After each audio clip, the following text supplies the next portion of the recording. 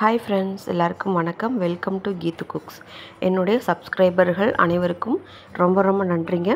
இன்றைக்கி நம்ம ரொம்ப சூப்பராக டேஸ்டியாக ரொம்ப குயிக்காக செய்யக்கூடிய ஆனியன் சட்னி ஒன்று செய்யலாம். டக்குன்னு ரெடி பண்ணிடலாம். இட்லி தோசைக்கு ரொம்ப மேட்சிங்காக இருக்கும்.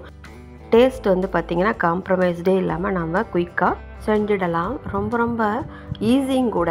நீங்கள் வெங்காயம் மட்டும் உரித்து வச்சுருந்தீங்கன்னா 5 to 10 நிமிஷத்தில் நமக்கு ரொம்ப குயிக்காக செஞ்சு முடிச்சிடலாம். இது அனலில் வதங்கணும் அப்படிங்கிறதுக்காக தான் அந்த 10 நிமிஷம் கூட. இது ராவாக செஞ்சு தாளிக்கிற டைப்பும் இருக்காங்க, பச்சை சட்னியாக செஞ்சு. ஆனால் பச்சை சட்னி ரொம்ப நேரம் வச்சுருக்க முடியாது. அதனால தான் நம்ம எண்ணெயில் வதக்கி அதுக்கப்புறம் செய்கிறோம். இந்த வீடியோவை நீங்கள் கண்டிப்பாக ஃபுல்லாக பாருங்கள். எனக்கு ரொம்ப யூஸ்ஃபுல்லாக இருக்கும். வீடியோ பிடிச்சிருந்தால் உங்கள் ஃப்ரெண்ட்ஸ் அண்ட் ரிலேட்டிவ்ஸ்க்கு ஷேர் பண்ணுங்கள். கூடவே இருக்க பெல் ஐக்கானில் ஆல் ஆப்ஷனை கிளிக் பண்ணி வச்சுக்கோங்க ஃப்ரெண்ட்ஸ். இப்போ நாம் சட்னி செய்ய ஆரம்பிச்சிடலாம். ஒரு வாணலியில் 3 ஸ்பூன் அளவுக்கு குக்கிங் ஆயில் விட்டுக்கலாம். அது கொஞ்சம் சூடானதுமே நம்ம ஒவ்வொரு கப் அளவுக்கு சின்ன வெங்காயம் அண்ட் பெரிய வெங்காயம் ரெண்டுமே எடுத்துக்கலாம். முழுக்க இது சின்ன வெங்காயமே போட்டு செய்யும்போது அதோட டேஸ்ட் ஒரு மாதிரி இருக்கும். கொஞ்சமாக நம்ம பெரிய வெங்காயம் சேர்த்தும் போது அது ஒரு டேஸ்ட்டாக இருக்கும். முழுக்க பெரிய வெங்காயம் மட்டுமே சேர்த்து பண்ணும்போது இன்னும் அது வேறு விதமான டேஸ்ட்டாக இருக்கும். ஆக மொத்தத்தில் வெங்காய சட்னியிலே வெரைட்டி நிறையா பண்ணிக்கலாம். இப்போது நான் 1 கப் அளவுக்கு பெரிய வெங்காயம், 1 கப் அளவுக்கு சின்ன வெங்காயம் எடுத்திருக்கேன். அது ரெண்டும் கொஞ்சம் வதங்கி வந்துட்டு இருக்கும்போது பச்சை மிளகாயில் பழுத்த மிளகாய் 2 சேர்த்துருக்கேன், ஒரு வரமிளகாய் சேர்த்துருக்கேன், ஒரு கோலி குண்டு சைஸ் அளவுக்கு புளி சேர்த்துருக்கேன், ஒரு 4-5 பல் பூண்டு சேர்த்துருக்கேன். 4-5 பல் பூண்டு பெரிய பூண்டாக இருக்கிறதுனால கட் பண்ணி சேர்த்துருக்கேன். அதுவே குட்டி பூண்டாக இருந்தால் ஒரு 10-15 பல் கூட நம்ம எடுத்துக்கலாம். அப்புறம் அது வதங்கி வந்துட்டு இருக்கும்போது 1/2 ஸ்பூன் அளவுக்கு சீரகம், 1/2 ஸ்பூன் அளவுக்கு மிளகு, அது போக இப்போ இஞ்சி 1 இன்ச் அளவுக்கு எடுத்து கட் பண்ணி அதையும் சேர்த்துருக்கேன். மீடியம் ஃப்ளேம்லேயே வதங்கி வரட்டும். அது போக வெங்காயம் கண்ணாடி பதம் வர வரைக்கும் வதங்கினா போதும், எல்லாமே வதங்கிடும். அருமையான டேஸ்ட்டில் நம்ம இப்போ செஞ்சுக்கலாம். இப்போ நல்லாவே வெந்து வந்தாச்சு. இது கொஞ்சம் நல்லா ஆற விட்டுக்கலாம். ஆறுனதுக்கப்புறமா நம்ம மிக்ஸி ஜாருக்கு ட்ரான்ஸ்ஃபர் பண்ணிக்கலாம். இதில் தண்ணி எதுவும் நம்ம சேர்த்த போகிறதில்ல.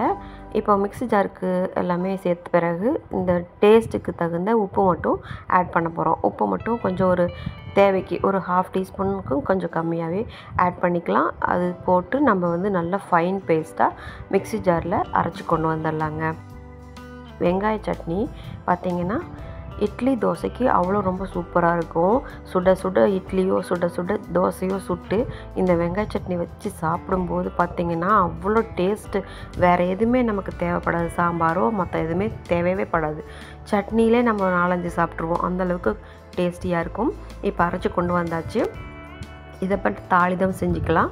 ஒரு சின்ன கடாயில் 2 ஸ்பூன் அளவுக்கு குக்கிங் ஆயில் விட்டுக்கலாம். அது கொஞ்சம் சூடானதும் கடுகு ஒரு 1/4 ஸ்பூன், சீரகம் ஒரு 1/4 ஸ்பூன், ஒரு சின்ன பிஞ்ச் அளவு நம்ம பெருங்காயம் ஆட் பண்ணிக்கலாம்.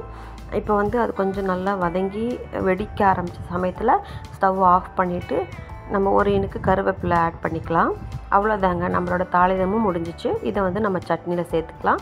சட்னியை அப்படியே சாப்பிட்லாம், இருந்தாலும் தாளித்து சாப்பிடும்போது கூடுதல் டேஸ்ட் அந்த எண்ணெயோடு சேர்த்து நமக்கு இன்னும் ரொம்ப சூப்பராக அந்த காரம் இல்லாமல் இதமாக இருக்க மாதிரி ஒரு ஃபீல் கிடைக்கும்.